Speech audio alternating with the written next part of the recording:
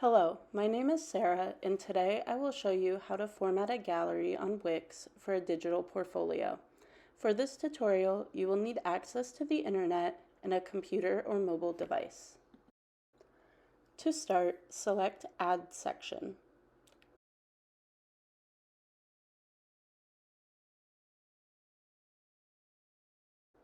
Select Gallery. Pick desired gallery.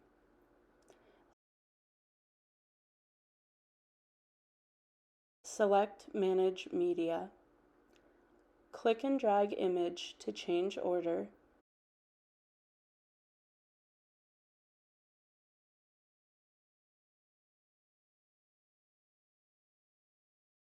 Select three dots.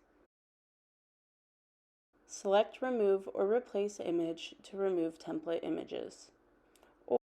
Or select Add Media to add your own photos.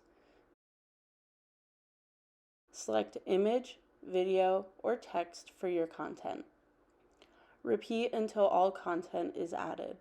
Select Done. Congratulations, you have now formatted a gallery for your digital portfolio.